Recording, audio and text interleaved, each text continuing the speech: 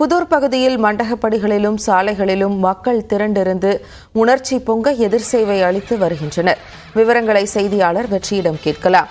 வெற்றி, அங்கிருக்கக்கூடிய விழா சூழல் எப்படி இருக்கிறது? அது குறித்த விளக்கங்கள்.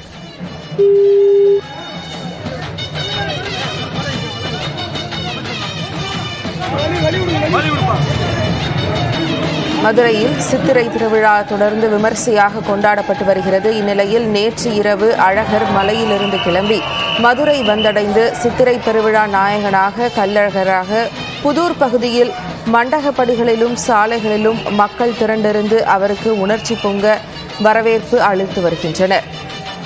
எதிர் சேவை என அழைக்கப்படும் இந்த நிகழ்வில் பல்லாயிரக்கணக்கான மக்கள் கலந்து கொண்டிருக்கிறார்கள். தொடர்ந்து வெற்றியிடம் இது குறித்து பேசலாம். வெற்றி, அங்கிருக்கக்கூடிய விழா சூழல் பற்றி கூறுங்கள். சித்திரை பெருவிழா நாயகன் மதுரை வந்தடைந்திருக்கிறார். சித்திரை பண்பாட்டு தலைநகரத்தில் நடைபெறக்கூடிய சித்திரை பெருவிழாவினுடைய சிகர நிகழ்வான வைகை ஆற்றில் எழுந்தருளும் அந்த பெருங்கொண்டாட்ட விழாவில் பங்கேற்பதற்காக தலைமையேற்று சித்திரை பெருவிழா நாயகன் கள்ளழகர் வேடம் பூண்டு மதுரை வந்திருக்கிறார். நேற்று மாலை அழகர் கோவிலிருந்து கள்ளர் திருக்கோலம் ஏற்று மதுரை நகர் நோக்கி புறப்பட்ட கள்ளழகர் தற்பொழுது மதுரை நகர் பகுதியை வந்திருந்திருக்கிறார். மதுரை புதூர் பகுதியில் கள்ளழகருக்கு வழிநெடுக மக்கள், ஆயிரக்கணக்கான மக்கள் வழிநெடுக திரண்டிருந்து அவருக்கு சூடம் காட்டி உற்சாகமான உணர்ச்சி பெருக்கோடு நிறைந்த எதிர்சேவை வரவேற்பு அளித்துக் கொண்டிருக்கிறார்கள். ஒவ்வொரு வழிநெடுக 480 மண்டகப்படிகளில் அழகர் வந்து செல்கிறார். முதல் முறையாக அழகர் ஒரு தெய்வம் மக்களை தேடி வீதி வீதியாக வந்து மக்கள் கொடுக்கக்கூடிய பிரசாதத்தை, மக்கள் கொடுக்கக்கூடிய பட்சணத்தை ஏற்றுக்கொள்கிறது என்றால் அது கள்ளழகர் மட்டும்தான்.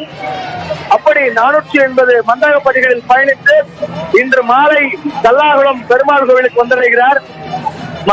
அழகருடைய மதுரை பயணத்துடைய நோக்கமே ஸ்ரீவில்லிபுத்தூரில் இருந்து ஆண்டாள் நாச்சியார் கூடி கொடுத்து அனுப்பக்கூடிய மாலையை பெற்றுக் கொள்வதும் மண்டுக மகரிஷி முனிவருக்கு சாப விமோசனம் அளிக்கக்கூடியதுதான் அழகருடைய 5 நாள் பயண நோக்கம். இந்த பயண நோக்கத்திற்காக நேற்று மாலை அழகர் கோவிலிருந்து கிளம்பிய கள்ளழகர் தற்பொழுது மதுரை நகர் பகுதிக்கு வந்திருந்திருக்கிறார். புதூர் பகுதியில் லட்சக்கணக்கான மக்கள் வழிநெடுக திரண்டிருந்து கள்ளழகருக்கு சூடம் காட்டி உணர்ச்சி பொங்க அந்த எதிர்சேவை வரவேற்பை அளித்துக் கொண்டிருக்கிறார்கள். நாளை காலை மதுரையே அதிரும் அளவிற்கு வைகை ஆற்றில் கள்ளழகர் எழுந்தருளவிருக்கிறார்.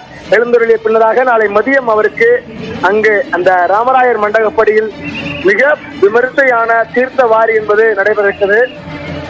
கள்ளழகரனுடைய வருகையை முன்னிட்டு மதுரை இன்னும் கொண்டாட்டத்தினுடைய உச்சியை நோக்கி நகர்ந்து கொண்டிருக்கிறது.